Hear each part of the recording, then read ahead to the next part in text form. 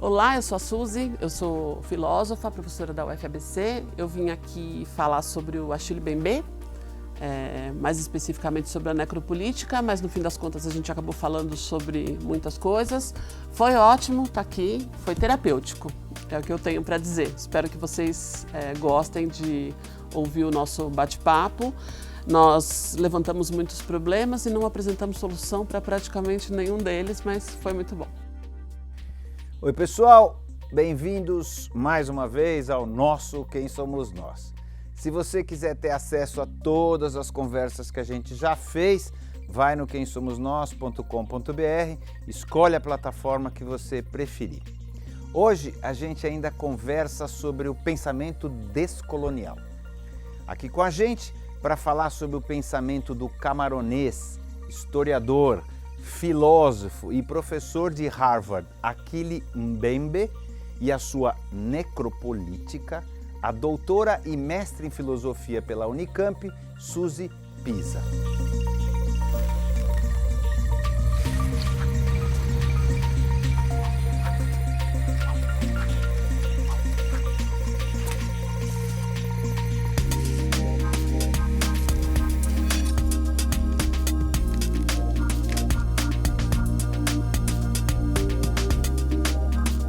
Quem é você?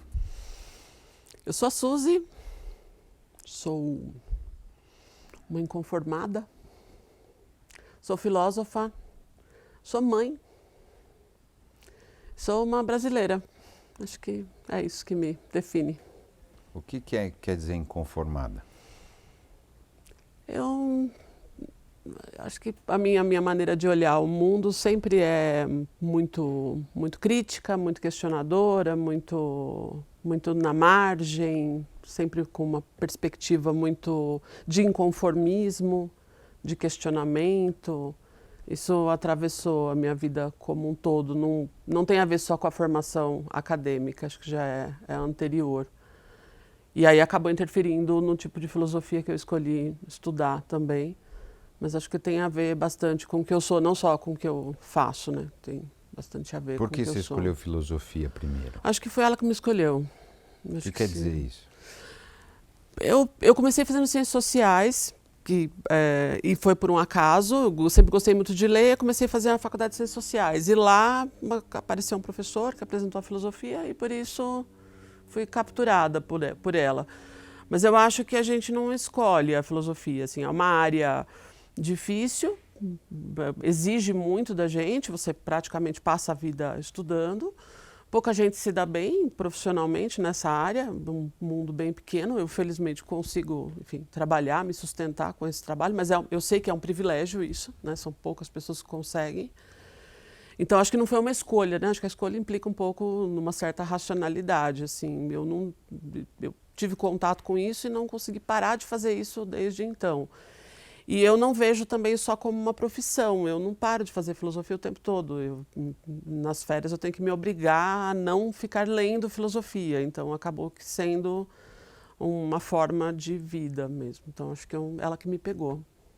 Tá, e quando você fala, eu escolhi um trabalho de filosofia meio à margem, meio, não sei, o que você quer dizer com isso?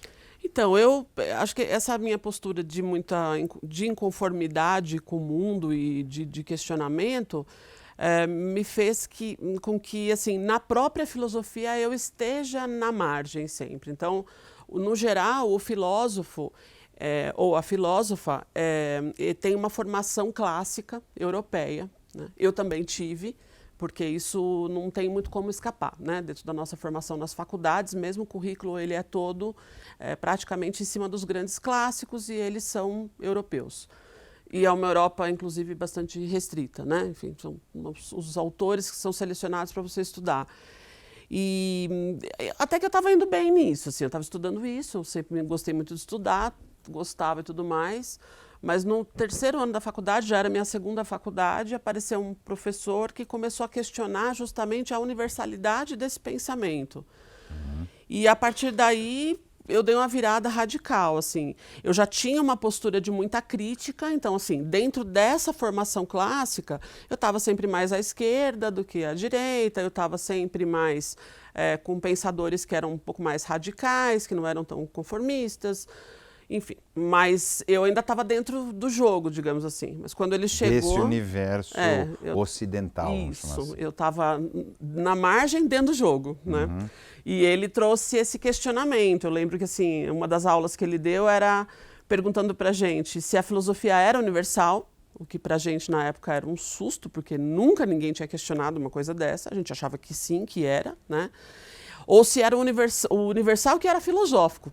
Ele jogava esse questionamento para a gente, querendo brincar um pouco com a ideia se o universal não seria um recurso ideológico da própria filosofia para convencer todo mundo que aquilo que ela diz respeito ao universo todo, né?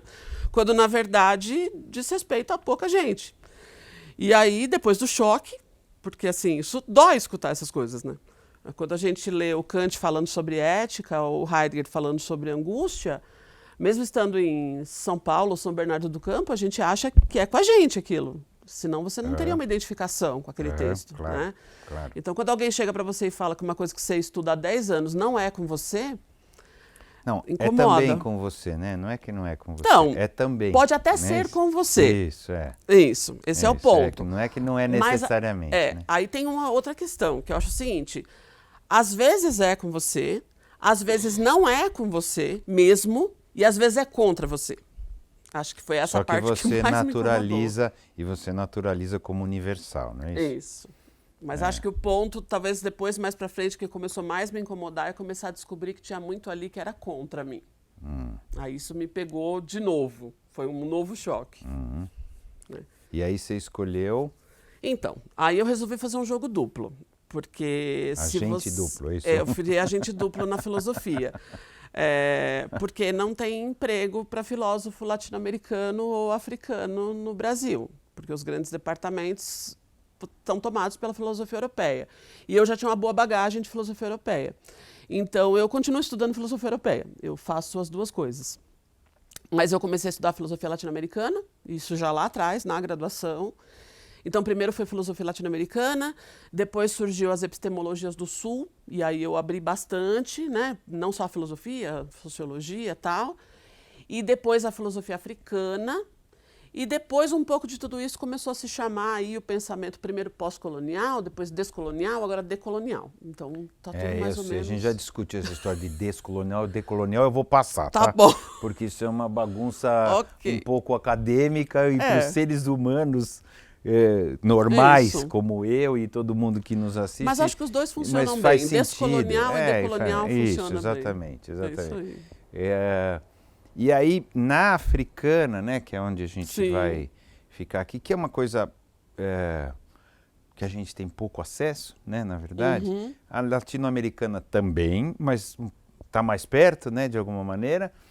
E a africana a gente tem pouquíssimo acesso. Sim. E tem um cara que é super importante, que é sobre ele que a gente vai falar, talvez o mais importante da África, não sei.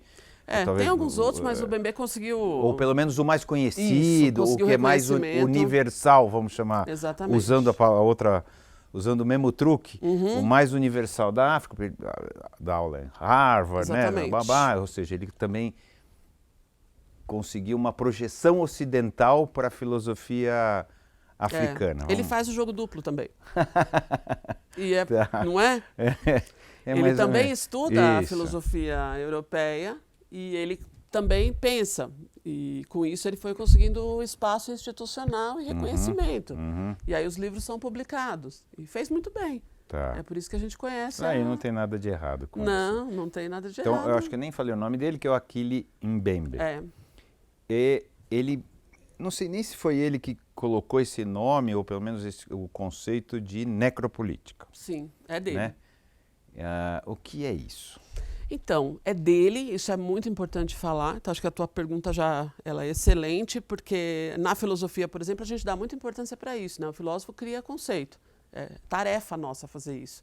E ele é um filósofo, então ele fez a tarefa dele, ou seja, ele criou um dispositivo que ajuda a gente a pensar, né, situações extremamente complexas.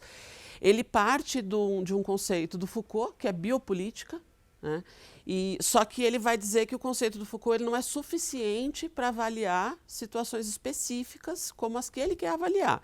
Então, ele vai partir do Foucault, ele não nega Foucault, ele não diz que o conceito não é importante, Vamos mas falar ele quer... o que é a biopolítica. Isso, para depois pensar na necropolítica. Primeiro vamos o bio e depois neco. Legal. Então, assim, o Foucault tem toda uma tradição de pensar o poder, então é a temática dele, e num dado momento da vida dele, ele resolve pensar um pouco como que o poder passou por uma metamorfose, digamos assim, histórica. Ele está sempre pensando o poder na modernidade, mas dentro da modernidade ele vai avaliar uma mudança específica, que é quando se descobre a população como alvo do poder. Porque, assim, em vários momentos da obra dele, ele fala do corpo como alvo do poder, a criança como alvo do poder, o doente psiquiátrico como alvo do poder.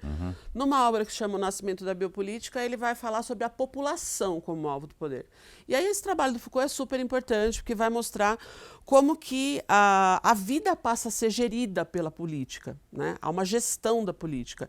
E esse texto vai discutir já o neoliberalismo, o comecinho do neoliberalismo, né? Porque é uma discussão ainda muito inicial. Foucault morre nos comecinhos dos anos 80, né? Então, eu brinco até que ele nem viu o neoliberalismo como a gente... Deu sorte. Se ele visse hoje, coitado, dá até dó, né? Ele não viu nada. Mas, enfim, ele já conseguiu antecipar várias coisas e ele pensa, então, nessa forma. É um poder específico para as populações. Gerenciar a vida das exatamente. Pessoas, né? Tudo. Isso. Vacinação, onde as pessoas vão morar, controle de natalidade. Então, são políticas que você faz e que define... São escolhas que definem a existência das pessoas. Isso. Né? A gente está vendo isso agora, é biopolítica. sei lá, com o coronavírus, uma grande lição de biopolítica, né? Tem várias coisas que a gente poderia discutir sobre isso. Então, gente, dá para ter uma ideia um pouco do qual que é o terreno. O que o Bembe vai fazer? Ele vai dizer o seguinte: então, não é o suficiente para entender populações que foram colonizadas e não é o suficiente para entender sociedades complexas como as que a gente vive agora. Então, quer dizer, ele já está muito à frente do Foucault. Foucault morreu no começo dos anos 80. Né? Viu um neoliberalismo nascendo, o Bembe está vivo, ou seja, está discutindo isso agora. E aí ele vai inventar esse conceito, pensando numa necropolítica, portanto, em vez de um biopoder, um necropoder, e vai trazer para a gente notícias tristes de serem escutadas. O nome já é horroroso. O nome Se for é horroroso. necropolítica, você já tem medo de saída, né, do que vem.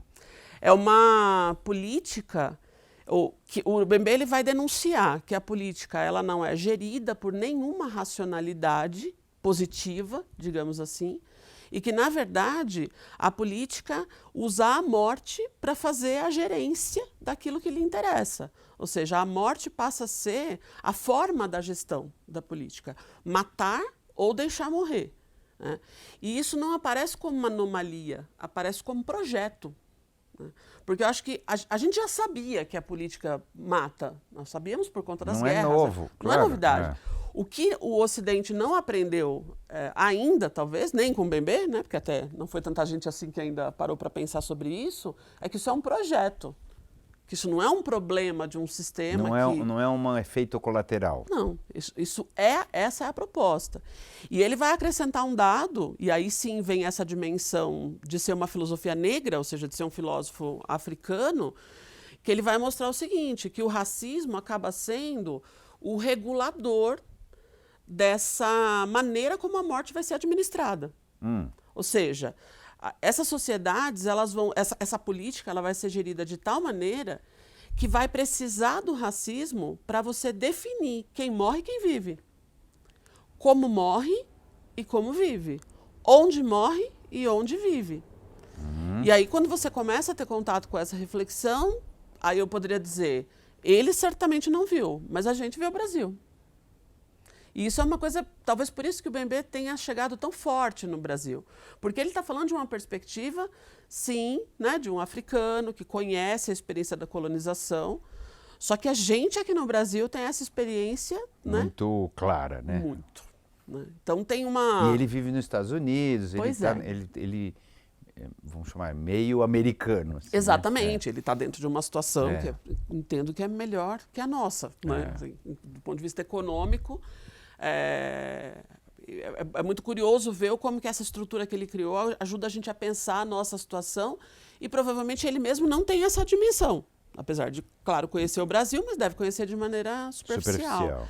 Então, tem duas dimensões aí. É você pensar na morte como projeto, né? E a partir daí você começa a compreender. É horroroso isso. É horroroso, existe, mas um projeto racional, você entende assim, como um... Entende o que eu estou falando? Se você colocar como um projeto que se auto-faz pelos interesses ou um projeto racional de administração? Isso. De administração. Da morte e do limbo também, né? Eu estudando um pouquinho para poder conversar com você, para não ficar tão ignorante, parece que tem assim também administrar as pessoas no limbo, não deixar elas nem muito vivas, nem muito mortas, que isso faz, que é pensado para acontecer assim. É isso também? Porque quando você cria uma geração de trabalhadores para dormir dentro de caixote de entrega de comida, você cria isso, né? É que Isso é projetado, isso não é por acaso. É que parece tão... Tão cruel, né? Um nível de crueldade tão alto, que fica mais fácil você entender isso como um defeito. E não como entende, né? Como um defeito do sistema que não se acertou. Porque você olha lá, na Noruega eles resolveram isso, não sei quem eles resolveram, em outros países, né? A Europa mesmo, de uma maneira geral, agora menos, mas estava mais resolvido e tal. Então, fica mais fácil achar assim, nós não conseguimos ainda fazer direito. Por isso que tem isso, do que simplesmente falar, puta, é pensado para ser assim. Acho que são nossas... É difícil, não é? Admitir isso? É difícil. Agora, assim, tem uma tradição que sustenta o Bembe e dentro da própria filosofia, então ele acaba se apoiando em autores que a gente, na tradição da filosofia política, já vem estudando, que é, por exemplo, tem um filósofo italiano, que é o Agamben, ele já vem discutindo isso há algum tempo, não especificamente em relação à necropolítica, mas ele dá uma base, né, para a gente já pensar tudo isso de uma outra forma e acaba dando apoio para o Bembe, dizendo o seguinte: a gente tem muitas ilusões em relação à democracia, né, e em relação à racionalidade também, porque a gente pensa ela moralmente boa, né, então isso foi plantado na nossa cabeça, a gente não consegue se livrar disso, mesmo que a realidade nos diga o contrário todos os dias, né, a gente talvez seja difícil suportar de outro jeito. Com certeza. Né? No sentido... Nesse ponto a psicanálise resolve os nossos problemas. Talvez seja muito difícil suportar, né? Exatamente. Por que a gente não consegue encarar isso? Acho que é bem fácil de entender. Mas o Agamben fala, se você olhar a história das democracias recentes, ela é uma história de estado de exceção. Então, as democracias contemporâneas, elas funcionam em exceção, né? Elas não funcionam em normalidade. Você ter um Trump e um Bolsonaro como presidentes não é uma normalidade. Não, é exceção. Então, só que isso não é exceção. Porque quantitativamente, quando você vai observando as sociedades ocidentais, isso acontece muito. Então, quando você vai vendo grandes guerras, grandes genocídios, sejam esses, né, que a gente pontua historicamente como relevantes, ou aqueles que a gente ignora, como os nossos aqui brasileiros, não é exceção. Então, você pensa no caso brasileiro, né? Genocídio da população negra. Isso não é exceção, isso é normalidade. E nem é de agora. Né? A gente poderia dizer, não, mas isso é porque agora não. Agora não, desde quando? Claro. Desde, né? Essa fica difícil. Então, não é exceção, esse é o ponto. Então, a democracia funciona como um dispositivo genocida. Não dá medo você falar isso? E qual é a alternativa? Qual é a alternativa à democracia? Não é? Quando fala assim, parece assim, não. Então a democracia gera isso. De novo, tem países que não. Essa, né, Celso, talvez. Acho que a gente precisaria... Eu tive um professor há muitos anos... Eu tenho o maior medo de falar isso que você falou. Eu sei. Não, e ela, inclusive, é uma época agora... E horrorosa para falar isso, exatamente. Eu sei. Que medo. Não finge que não falou. É porque, assim, a gente é muito... Eu brinco, é muito binário, né? A gente pensa ou é democracia ou é ditadura, né? E, na verdade, não existem só essas maneiras. A gente poderia inventar tantas outras formas de organizar a nossa vida social. Mas eu tive um professor que me influenciou muito, que ele falava, a gente precisa adjetivar a democracia. Democracia por si só não é o suficiente, você tem que adjetivar. Então, sim, essa democracia que a gente está falando tem que ser... Bom, ela é uma democracia o quê? Ela é uma democracia neoliberal? Ela é uma democracia da necropolítica? Ela é uma democracia... É dessa democracia que a gente está falando que a gente não quer. Não é que a gente não queira a democracia. Só que qual é a democracia que a gente quer? Para botar a gente quer no uma lugar. outra, né? Então. Então isso é importante, quer dizer, precisaríamos pensar em alternativas. Ao mesmo tempo, continuar lidando com um termo tão genérico, né, e dizendo, não, a questão é salvar a democracia, ponto final, né? Ela também tem isso. Então, a gente precisa, de fato, adjetivar, definir o que a gente quer para não cair nessas confusões. Ontem mesmo eu estava falando sobre isso com os alunos. A gente parte de experiências empíricas democráticas, a gente cria conceito da democracia, depois a gente cria ideias sobre democracia. E parece que hoje a gente trabalha com um significante meio vazio, assim, quer dizer, nós temos pessoas muito diferentes defendendo a democracia, né? Então, parece que está na hora da gente entrar num acordo do que é isso que a gente está defendendo. Então... Tem algum consenso? Tem, não tem? No sentido de liberdade de opinião, né? Não como funcionamento, mas assim, democracia como a sua capacidade de se expressar livremente, blá, blá, ter minorias, a minoria não está submetida à maioria. Não, acho que essas coisas mais ou menos, certeza. Né? Se você for usar o básico, né, do Estado de Direito, você consegue um mínimo, rápido um quadro mínimo. Isso, exatamente. Mas nós não estamos vivendo no Estado de Direito. Nem isso, então, nós não estamos conseguindo. Aí a questão é como que a democracia, dentro do Estado de Direito, admite aquilo que não é permitido no Estado de Direito. Esse é o grande problema. E é essa brecha que o Agamben pega e o BMB também pega. Porque como que a democracia com o Estado de Direito definido e instaurado aceita aquilo que não cabe no Estado de Direito? Então, mas é difícil, porque se a democracia aceita diferentes opiniões, não é isso? Uhum. Mesmo uma opinião... Bom, Hitler foi eleito, tá certo? Sim. Os outros exemplos que você deu também foram eleições, tá certo? Então, como impedir... Né? Acho que não, é difícil, acho que a democracia tem esse defeito, não sei se é defeito a palavra. Os liberais falavam que tinha que ter uma definição mínima, né? Então, por exemplo, a eleição deve ser respeitada, sem a menor dúvida, porque formalmente ela é adequada e ela garante, portanto, né, uma representação mínima. Defender a tortura dentro da democracia você não pode. Não pode, exatamente. Então, só que a gente não está respeitando isso. É. Esse é o ponto. Então, assim, e isso no liberalismo você já tem. O Norberto Bobbio mesmo é um autor muito interessante para isso. Ele discutiu muito isso, né? Ele fala, ó, peraí, tem que ter as regras mínimas do jogo. E as regras mínimas do jogo é o seguinte, sim, a gente respeita a eleição, não importa quem for. Só que é o seguinte, tem que se respeitar as regras do jogo também. E respeitar a minoria, respeitar e um monte de outras coisas. Aí começa a complicação. Agora, acho que essa linha onde o BMB vem, ela é muito forte justamente porque ela acaba... É como se ele trouxesse exemplares nas sociedades colonizadas, porque, na verdade, ele fala das sociedades contemporâneas, mas ele está mostrando uma estrutura que é colonial. Então, as sociedades colonizadas, elas trazem a marca da necropolítica, porque o que ele discute? Ele discute, por exemplo, a noção de soberania. Num regime em que a morte é o projeto, quem tem poder é quem define quem vai morrer, quem vai viver, e quem não vai vai. Morrer, claro. Né? E no fim, então, quem é o soberano? O soberano não tem nada a ver necessariamente com quem foi eleito. O soberano é quem vai decidir quem vai morrer ou não. E aí, nesse sentido, poderia ser a milícia. E não necessariamente um representante público que segue a Constituição. A regra, né? Isso. E ele joga isso para nós, num ensaio pequeno, né? Um texto relativamente... É um livrinho, foi escrito para ser um artigo, mas que funcionou muito bem.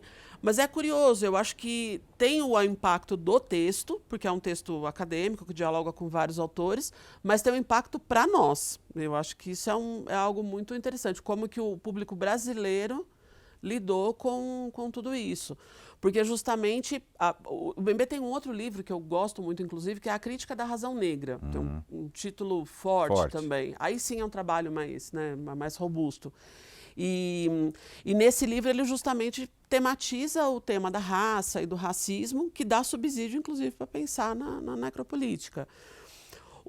Esse livro, Crítica da Razão Negra, ele vai mostrar como que as sociedades que foram colonizadas, a maioria delas, inclusive as que foram colonizadas e depois foram escravocratas, né? Especificamente no caso da nossa, né? Somos o maior exemplar, maior inclusive quantitativamente, né? Fomos o país que mais sequestrou, né? Continuam com a mesma estrutura. Então, é como se fosse ainda uma sociedade de senhor de escravos na maneira como as coisas funcionam. Isso não é uma democracia. Então, você vê que, de novo, a gente... O que nós estamos chamando de democracia é isso? Então, na verdade, eu acho que quando a gente critica tudo o que está acontecendo, no fim das contas, a gente está desesperadamente defendendo a democracia. Só que a gente está defendendo uma ideia, né, de uma coisa que não necessariamente está sendo implantada. A gente tem alguns instrumentos, então, nesse olhar, a gente tem alguns instrumentos de democracia, mas não somos uma democracia, né? Acho que isso é meio claro, né? Não somos. Não, isso não acho que não tem Nós muita conseguimos, em algum discussão, momento, ser formalmente, né? Porque... Mas é melhor do que o que era antes ou não? Nesse sentido, porque às vezes nem formalmente a gente conseguiu eu acho que nós muito. passamos... Quer dizer, do Império para a República foi um golpe, tá certo? A gente teve vários golpes, vários ditadores, vários não sei o que lá. A gente estava há um bom tempo, não tanto tempo, mas há um bom tempo, desde a Constituição de 88, formalmente tentando entrar em alguma coisa democrática. Se for pensar nesse período de 88 para cá, eu acho que a gente teve momentos nesse tempo de mais respeito às instituições que a gente tem agora. Mas, enfim. Então mas isso sim. Não, sem dúvida. Isso sim. Assim, a gente já foi pior. O que eu estou querendo dizer assim... não, antes da Constituição, não tem a gente já foi pior, né? A gente nem ensaiava a ideia de... exatamente. Nem de tentar, mas não tinha nem eleição direta. Ele propõe como romper, quer dizer, esse pensamento escravocrata, sei lá como é que a gente chama. Ele, nesse livro, A Crítica da Razão Negra, a primeira coisa que ele vai trabalhar teoricamente é o seguinte, ele vai dizer, o que seria essa razão negra? A razão negra é o discurso que o branco europeu colonizador, né, não é a ideia de um branco identitário, qualquer branco, é o branco europeu colonizador, diz sobre o negro. Ou seja, é o discurso que o colonizador criou sobre o negro, que ele vai chamar de delírio, de ficção. É bem interessante porque ele recorre muito ao discurso, inclusive, da psicanálise. São delírios, são ficções, né? São discursos que não têm muito sentido, porque são cheios de estereótipos e, enfim... Como sobre os indígenas também, tá? Desde que você despersonalize o outro... Exatamente, né? É aquela coisa bem estereotipada, né? Bastante superficial, e que precisaria fazer um exame nesse discurso, porque o que acontece? Apesar de não parecer muita coisa, o discurso ele legitima as situações de opressão, ou seja, a legitimação simbólica é o que sustenta o que a gente vive, não é ela que provoca a opressão. Mas se você não tem uma rede discursiva que você fale, mas é assim mesmo, e é claro que essa pessoa não poderia estar em outra posição, você poderia ter uma ação que interferiria naquilo. Então, na Crítica da Razão Negra, ele trabalha muito, inclusive, seguindo um pouco essa linha do Foucault, de que você não tem como mudar uma estrutura de poder se você não fizer uma mudança profunda no discurso. E aí ele faz uma proposta, enfim, de uma crítica nesse discurso, esse falso discurso sobre o negro, esse discurso sobre raça, o que é uma outra discussão extremamente complicada. Porque, na verdade, o que a gente teve no Brasil nos últimos anos foi um fortalecimento muito grande dos movimentos, enfim, identitários, usando o conceito de raça, até como forma de conseguir minimamente, né, disputar espaços. Então, mas a gente sabe que isso é só um recurso político. Porque nós não somos... Porque senão é um tiro no pé. Isso, então, só que não teve outro jeito, né? É. Então, na verdade, você acaba se utilizando de um discurso que foi criado pelo dominador para tentar dizer, então tá bom. Então quer dizer que você está dizendo que eu sou assim? Então tá, eu sou assim e eu quero ser assim e agora a gente vai jogar nesses termos, né? Mas ele entra nessa discussão, inclusive, quase que de uma análise do discurso. Mas não é um filósofo, inclusive como muitos filósofos, que se colocam com essa tarefa de apresentar uma proposta concreta. Eu acho que no Necropolítica, o Necropolítica é um tapa na cara, né? É aquela hora de você falar, nossa, né? Então, eu acho que para nós brasileiros mas o impacto e é agora? maior. Então, mas a questão é essa. Se você parte, assumindo então que ele está certo, né? Quando começa a ler sobre isso, você fala, bom, e agora então? vira um... Não sei se você entende, não sei se você tem essa sensação, mas pelo menos para mim, que era um semi-ignorante, a hora que eu chego, li para conversar com você, eu falei, bom, mamãe, e agora? Faz o que com isso? Não sei se você entende o que eu estou falando. Claro. Eu acho que assim, a gente está com problemas demais, né?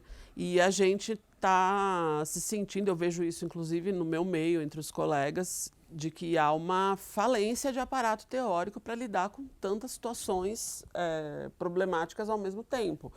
Então, tem sido cada vez mais difícil você pensar em soluções para tantas coisas, né? Enfim, que tem acontecido.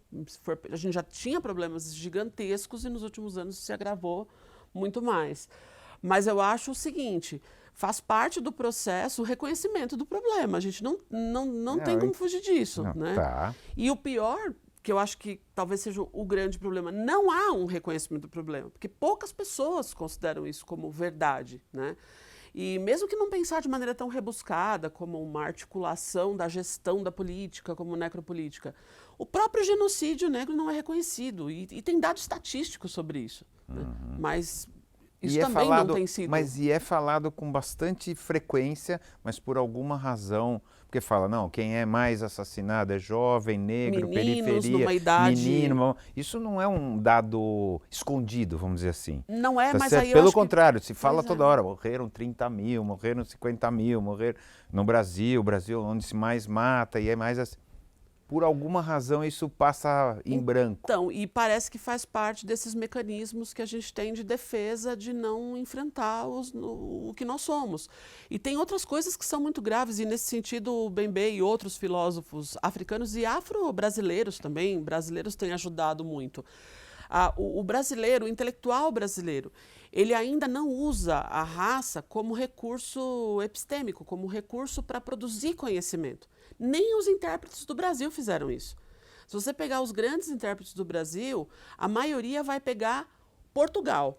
Portugal é o nosso começo. Portugal é onde tudo começou, mesmo para pensar nos problemas. É por conta de Portugal que não sei o quê, é por conta de Portugal que nós temos, enfim, problemas de corrupção, é por conta de Portugal que a política... Só que, na verdade, a gente tem um fato histórico, que é a escravidão, que é muito maior do que o impacto. É falado mais, não é? É mais falado, mas ainda é muito pouco. Você tem, assim, poucos pensadores que conseguiram trazer, né, quase como uma notícia, criam ali um abalo, né, na academia, conseguem atingir um pouco mais o grande público, mas eu penso que ainda falta levar a sério isso, porque é como se nós não tivéssemos ainda pensado no nosso começo. De falar, não, eu estou olhando o começo errado. E enquanto eu não conseguir olhar a importância disso, eu não vou perceber que a gente ainda está numa sociedade escravocrata. Eu acho que não ver a população negra morrendo ainda tem a ver com isso, né? Apesar de se repetir estatisticamente. Porque tem uma questão estatística também, que a estatística te coloca um pouco distante. É uma questão de comunicação, né? Você fala, morreu 30 mil ou 5, é muito parecido. Não sei se você entende o que eu estou falando. Com certeza. Não está morrendo aqui, né? Exatamente. Eu não sei que está morrendo aqui, eu estou vendo lá na televisão. Então, isso também fica um pouco distante. Fica distante, tem essas escolhas, né, que são feitas. Parece que também que a gente escolhe a tragédia com que a gente também tem mais facilidade para lidar. Hoje de manhã morreu mais gente no Brasil por conta da chuva do que a ameaça do coronavírus, mas o coronavírus está ocupando mais a preocupação. Por quê? Talvez porque esteja um pouquinho mais longe e aí eu possa... É difícil entender esses mecanismos que a gente escuta. Tem tudo isso, mas e parece que isso é o que a gente está trazendo aqui, é importante de pensar, porque hoje cada vez mais quem trabalha com política também estuda psicanálise, isso não é coincidência, né? A gente não consegue só entender pela teoria política o que está acontecendo, não dá. Não, e pela racionalidade, eu acho. Também não dá. Essa é uma questão também. Agora eu vou voltar para a comunicação de novo, porque assim, as decisões não são racionais. Não são. Então, não saber disso é um problema. Não saber que as decisões não são racionais, né? E o Bembe vai dizer, a política não é racional. E essa é uma tese que está no Necropolítica, dita explicitamente. E nós ainda acreditamos que ela é. Mas qual é a alternativa? Eu entendo exatamente o que você está falando. A alternativa é falar assim, bom, é irracional, e eu me posiciono como... foi exatamente assim que eu pensei. Eu falei, tá bom, eu admito que ela tem uma parcela irracional, vamos chamar assim. A política, as coisas e tal. Mas se eu aceitar que a política é irracional, ponto, o que eu faço? Então, mas agora... Você entende assim? O que eu faço? Eu acho que Eu senti essa falta dele falar, bom, Então, mas isso tem muita gente que reclama dos filósofos isso. Falei, e aí, né? Não, que a gente faz? O que eu faço com isso? Se a política é irracional, e política no sentido amplo, né, que a gente está falando aqui, né, em todos... Eu faço o quê, então, mas se não tem sentido, se não tem uma racionalidade? Mas tem várias Você coisas entendeu? que dá para mexer aí. Acho que assim, a primeira coisa, quando a gente fala que não é racional, você poderia desmontar uma mentira, uma farsa que foi criada, que é o seguinte: quando se concebe a política como racional, você pressupõe uma noção de humano também racional. Então, o problema começa aí. Claro. Você cria um humaninho que não existe em lugar nenhum e cria um mundo para ele e um projeto político para ele. Bom, esse humano não existe, o mundo que você achou que ele ia viver também não existe, o projeto também não funciona. Ok, então a gente sabe que isso é mentira. O que a gente vai fazer com isso é outra coisa, mas isso não existe, então a gente também não tem muita alternativa, porque não é isso. Agora vamos pensar o seguinte: se eu quero pensar num projeto político, porque nós estamos aqui, e nós vamos viver juntos, isso parece que está dado, certo? Então precisamos de um projeto político. O caminho talvez fosse justamente começar a pensar novamente. Se eu não sou, então, esse humano racional, o que eu sou? Né? Porque o fim necessário não precisa ser a necropolítica. Porque eu não preciso pensar que só porque eu não sou racional, eu sou um monstro. Não, claro, concordo. Na verdade, o humano, em princípio, não é nada. Ele não é um ser bonzinho ou racional, ou é qualquer coisa. Ele não é bonzinho ou racional, mas ele também não é um monstro.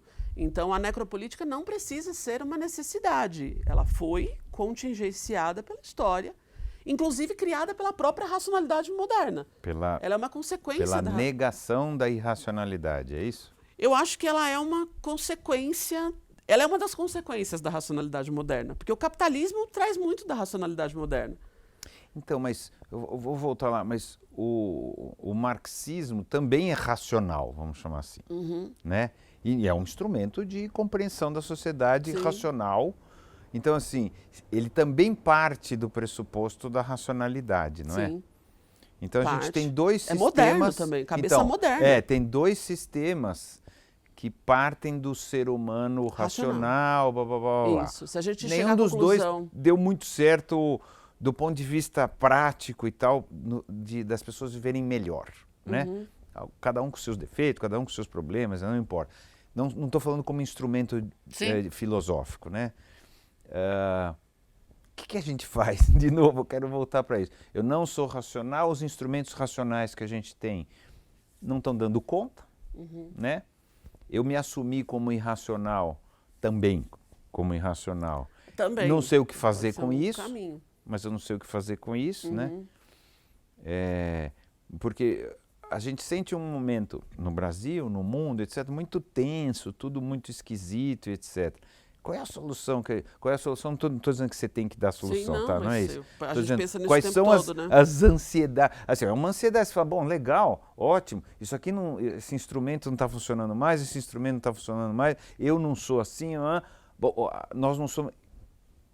E agora? Então, né? eu parto do seguinte princípio, assim, até pela minha trajetória, os próprios estudos da filosofia latino-americana foram me dando algumas convicções ao longo do tempo e eu tenho retomado elas já bastante, assim, nos últimos meses, principalmente. A gente precisa tentar encontrar alguns lugares para se segurar. A gente está num momento que está muito difícil conseguir decidir, justamente porque é tudo muito rápido, é tudo muito esparso, você não consegue nem pensar. Tem algumas coisas que eu acho que a gente poderia tentar encontrar, como você falou em relação à democracia. Tem alguns consensos, então a gente precisa encontrar alguns consensos, né? Isso é um ponto importante. E a gente precisa encontrar algum consenso em relação ao humano, né? Um deles, e eu acho que isso é uma coisa que seria extremamente importante, é entender que a gente precisa viver junto. As pessoas, eu não sei se as pessoas têm certeza disso. Sabem né? disso. Mas se você for pensar como espécie, o humano nunca viveu sozinho, ele é sempre com o outro. É colocado como um ser social, a gente aprende na nasceu escola de alguém, assim, não é tá isso? certo?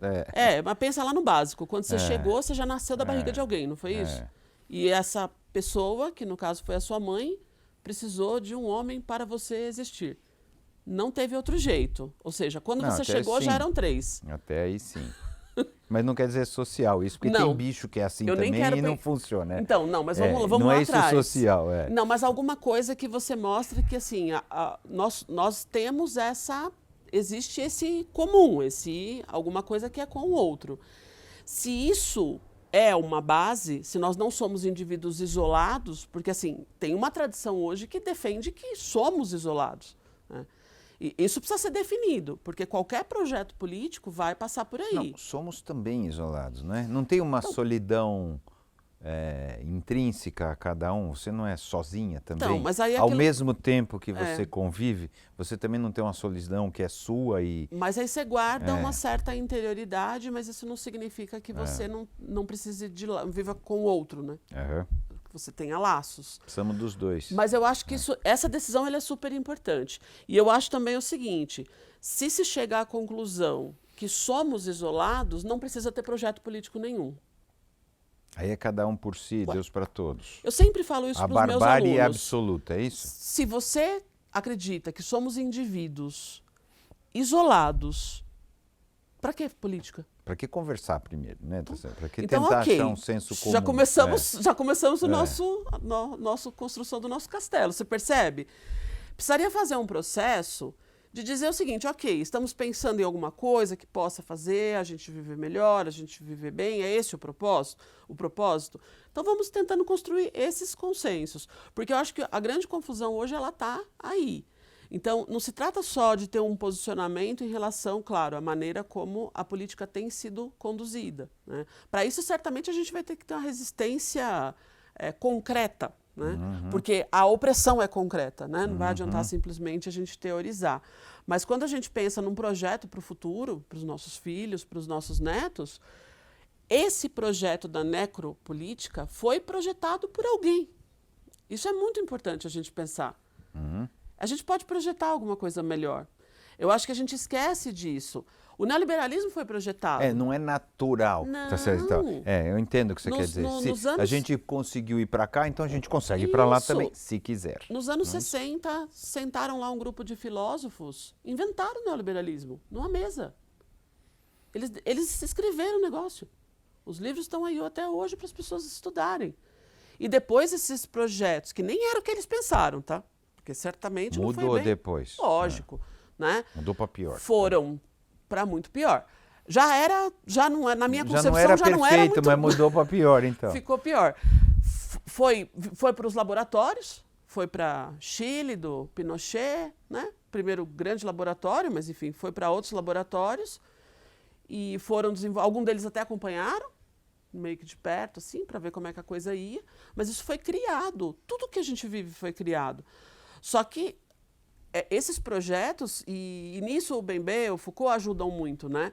Como é que você cria um discurso e depois ele vira a verdade, né? Ele passa a ser algo naturaliza. Exatamente. E essa forma da gestão da morte, né? Ou seja, você fazer política por meio da morte,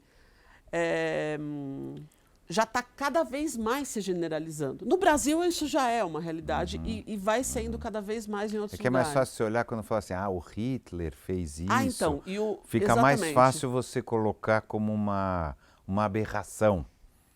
Né? Assim, né? Você entende? Aconteceu, o cara era louco, ele fez isso, pensado, blá. Depois, não é que não acreditar, é difícil encarar que isso seja colocado como uma estrutura política pensada para acontecer assim, fora de um momento de exceção como uma guerra, entendeu? E essa questão do racismo que o Bembe traz muito bem, de mostrar como que ele é um regulador. Quer dizer, o Bembe e outros tantos filósofos africanos fazem isso, afro-brasileiros, parar de pensar o racismo só de uma dimensão moral. A gente só pensa racismo como uma dimensão que é super importante, claro, mas a gente já faz isso, né? Mas pensar no racismo do ponto de vista político, a maneira como ele funciona, como ele opera como dispositivo, porque, na verdade, ele é muito eficiente. Regulador em que sentido? Ele organiza, como se você pensasse, por exemplo, que você tem um funcionário dentro de uma empresa que é obrigado por fazer, por exemplo, toda a regulação de uma produção, ou criar um regimento para que uma determinada instituição funcione. É no sentido de regular mesmo, como se fosse um regimento institucional ou jurídico, com todos os passos. O racismo é isso. Ele funciona para tudo. Ele interfere na legislação trabalhista, ele interfere na maneira como a construção da cidade funciona. A gente faz planejamento territorial com racismo no Brasil. Ele é um regulador, ele organiza a vida de todo mundo. Ele estabelece desde padrões que a gente já conhece, que são estéticos ou morais, mas ele estabelece também toda uma série de divisões na sociedade. Quando o Bembe traz a questão da necropolítica, ele vai dizer, estabelece também quem morre, quando morre, como morre. Né? Então, ele acrescenta uma dimensão, né, importante. É como se ele funcionasse como um grande dispositivo. E, nesse sentido, mesmo aquele que não é racista, ele se beneficia muito disso. E talvez por isso que é melhor não falar sobre isso. É difícil encarar, é isso? E às vezes também, como é que você vai... Né? Porque assim, se você for levar o racismo muito a sério, mas muito a sério mesmo, né? Assim, as últimas consequências, você não consegue ter uma pessoa limpando a sua casa. E aí a sua vida fica difícil. Claro. Porque você precisa trabalhar, porque você precisa de alguém para ajudar você a cuidar da criança. Ou porque a babá, ou seja lá o quê. Então, como que a gente faz isso pessoalmente? Eu estou falando de coração aberto, como ser humano, né? Como ser humano. Claro. Né? Então a gente tem limites. E que, no geral, né, apesar de que não necessariamente a empregada vai ser negra, mas no Brasil, no geral, Você está chamando racismo não necessariamente cor, não é Não isso? necessariamente. No Brasil, o estrutural é o racismo negro. Mas o Brasil... Percentualmente, não é isso? Percentualmente. Mas tem o branco também, tem o racismo branco. O Brasil, racismo pobre, tá certo? Isso, o Brasil, ele consegue... E o Bembe fala disso na Crítica da Razão Negra. O pobre se torna um negro. É o dever negro no mundo, ele fala. Então, nesse sentido, o Brasil é número 1. Eu tive uma situação há um ano atrás, assim, que eu conversando com uma aluna numa aula, porque você imagina a quantidade de problemas e situações que hoje em dia a gente tem na sala de aula na hora que começa a conversar sobre essas coisas. E aí a aluna começou a falar umas coisas, ela estava incomodada com a aula e tal, aí num dado momento eu perguntei para ela se a empregada dela era negra, né? E aí ela parou e falou, acho que ela é. Acho. Só que ela demorou uns 3 minutos para dar a resposta. Ela não sabia. Aquilo para mim foi assim, sabe, aquelas coisas, presente de aula, entendeu? Porque foi muito interessante. Ela não sabia. Porque, na verdade, naquele caso, não faz muita diferença. E nem notava também a presença real da pessoa. E eu acho que também... Ela nem sabia quem era a pessoa. Que se ela era branca, por exemplo, como eu sou, eu acho que ela era negra, no fim das contas. Como se fosse negra. Mas, assim... Né? Não há dúvida que pelo fato de nós termos sido a nossa história está atravessada por isso, né? pela escravidão dos africanos e por a gente não ter conseguido se livrar dessa estrutura até hoje, porque o fato da escravidão não é um passado. Acho que isso é uma coisa que os intelectuais ainda falam muito pouco. A escravidão não é um fato do passado, né? E se a gente não lembrar isso todo dia, a gente esquece de olhar, né, o que está à nossa volta. O livro do Laurentino Gomes, Escravidão, foi um best-seller. O primeiro, acho que nesse sentido, eu acho que é um assunto que a Lilian Schwartz também tem falado bastante sobre isso, a mídia tem falado mais sobre isso. Talvez seja um passo para a gente... Porque do ponto de vista teórico, assim, você pode fazer um exercício simples, né? A gente faz muito isso com os estudantes. Quais são as características de uma sociedade escravocrata? Aí você levanta. Não pensa só na formalização da escravidão. Não é isso só. Vamos pensar nas características gerais. Onde é que os escravizados moram? Como que eles vivem? Que tipo de roupa que eles usam? Né? Como que eles se alimentam? Com o que eles trabalham? né? Então, levanta tudo isso. Como que eles vivem, o tamanho do lugar, né? Pensa em tudo isso, levanta. Ótimo. Agora esquece o lugar onde aconteceu, né, supostamente isso, ou a época, e começa a avaliar agora. E aí você vai ter uma surpresa, né? Dificilmente muito grande. é diferente. Né? Exatamente. Isso é um ponto importante. E aí, na crítica da razão negra, o Bembe traz muito essa discussão, né? Quer dizer, de tentar mostrar o quanto que é importante a gente se dar conta disso. Mas fica, nesse ponto, filosoficamente, ele é muito parecido com Foucault. Foucault é a mesma coisa. É um analista do presente. O próprio Foucault fala, minha tarefa é fazer diagnóstico do presente. Então, mas dá uma vontade de bater, porque... Dá. E daí? Eu fico angustiado e dane-se. Que Qual que é a tua ideia? Até onde você... Para que você está fazendo isso? Que o filósofo podia dizer para você o seguinte, eu já fiz o diagnóstico Ah, agora. problema seu? Como problema seu? Né? Então, é uma coisa que fica, exatamente essa sensação. Você fala, bom, E né? aí? Para né? onde que vai? Da onde que a gente sai? Existe experiência de sociedades escravocratas que conseguiram sair disso? Médio, Estados Unidos, mas não saiu, né? Entendeu? Pois é, agora eu acho que essa tua pergunta é excelente acho que pelo seguinte, nós temos que ser essa experiência, né? Quem melhor do que nós, né? Nós teremos que ser esse lugar, porque nós somos o exemplar. Nós deveríamos ser. Somos nós que temos essa tarefa histórica, porque ninguém fez mais isso do que a gente, né? Ou criou-se uma falsa história de que as pessoas que foram sequestradas vinham de outras relações comerciais para cá. Saiu uma obra agora, há um pouco tempo, não vou lembrar o nome do autor agora, mas ele prova de várias maneiras que 95% dos navios negreiros que chegaram aqui saíram daqui. Ou seja, saíram do Brasil e vieram para o Brasil. Isso não é pouca coisa, não. Era um business importantésimo. Exatamente. Mas não só para os brasileiros claro. também. A Inglaterra ganhou dinheiro com isso. Com certeza. Não vieram todos para cá. Era mercadoria. Exatamente. Era uma mercadoria. É gado. Tratado Exatamente. como gado, né? Então, e isso está sendo reproduzido agora de várias formas, né? Em várias modalidades. A gente vê, acho que esse último ano em São Paulo, não 2020, né? Mas pegar agora de 2019 para cá, quando a gente olha a configuração do trabalho na cidade, é assustador, né? Tem a quantidade de pessoas que está entregando cigarro de bicicleta na casa das pessoas, ou uma Coca-Cola, né? Para ganhar uns centavos numa entrega, sem direito trabalhista, sem nenhum tipo de proteção. Isso é trabalho. Né? As pessoas falam análogo à escravidão para poder dormir melhor. Né? Então, mas isso está acontecendo no mundo, né? Claro. Não foi inventado aqui. Então, está acontecendo, nós estamos copiando só alguma coisa que já vem acontecendo no mundo, que é precarizar o trabalho. Mas você vê, é como a gente estava falando do neoliberalismo, que é um grande, um tema que o Bembe discute muito.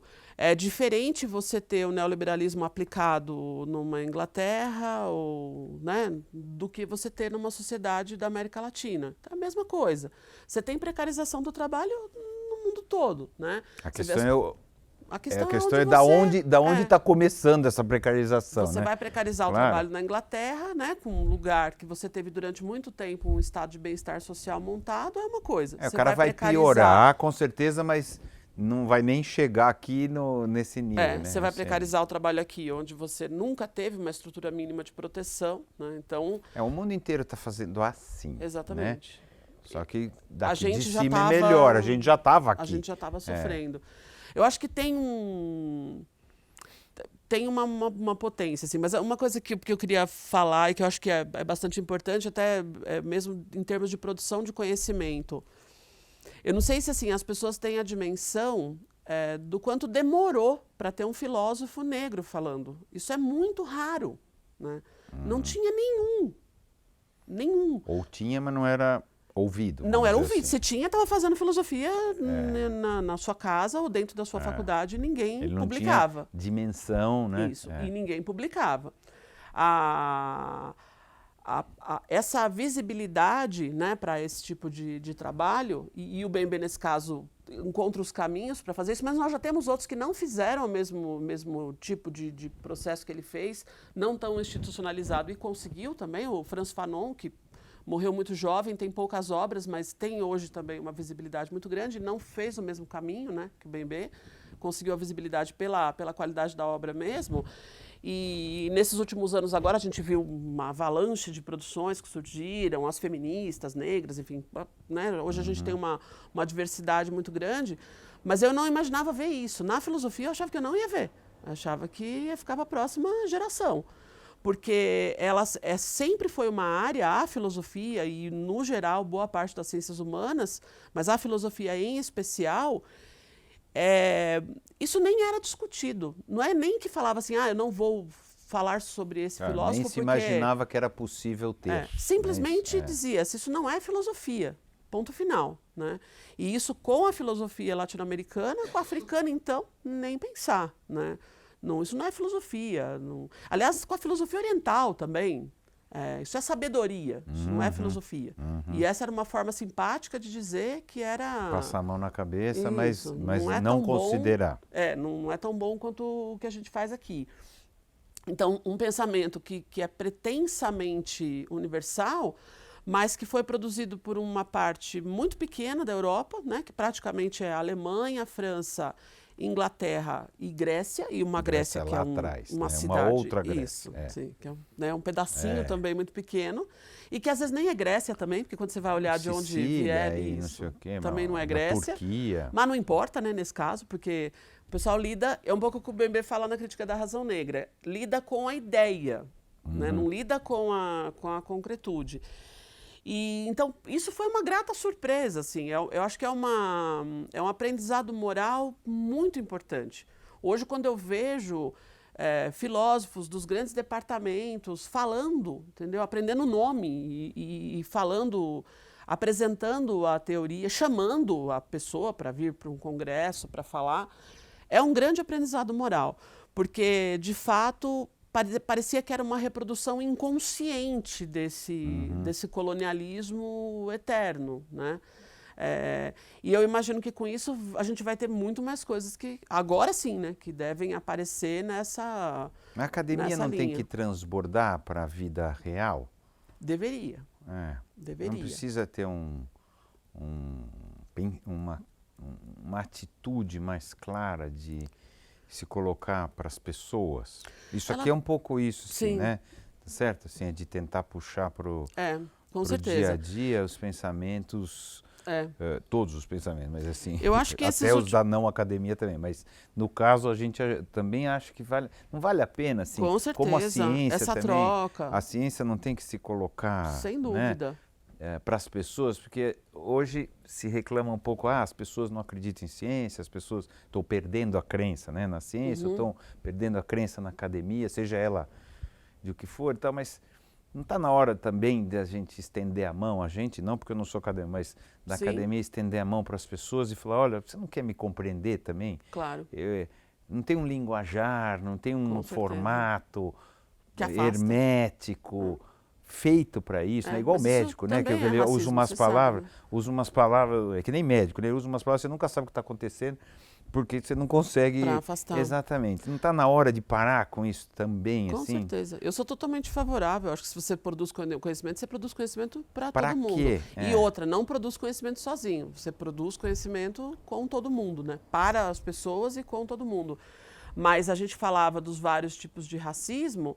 Tem racismo acadêmico, tem racismo epistêmico, essa distinção como se, não, eu sou o cientista e aquele grupo é o senso comum, eu sou o filósofo e aquele grupo não é... É pior, não é o senso comum, aquele é pior. É um degrau, né? É uma hierarquia, isso é profundamente... Assim, é um prejuízo muito grande para todo mundo, né?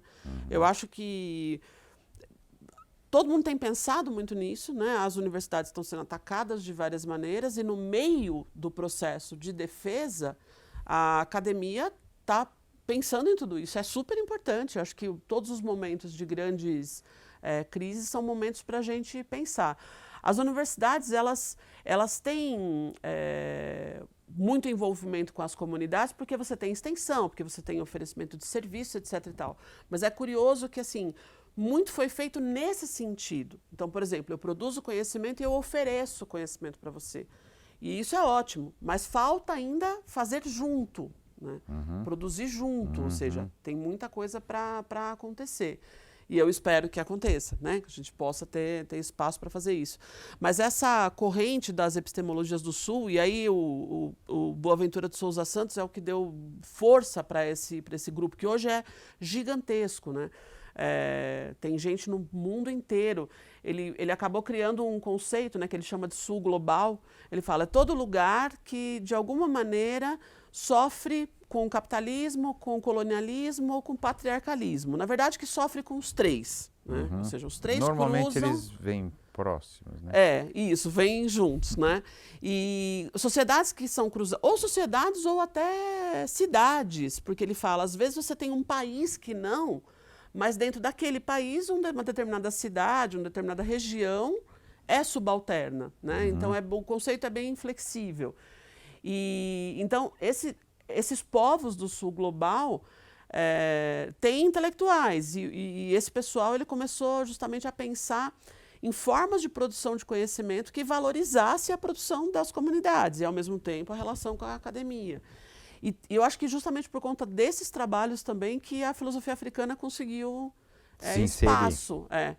Porque tem muito da filosofia africana que não chega até nós, porque tem coisa que é inalcançável mesmo por ser de uma cultura muito distinta.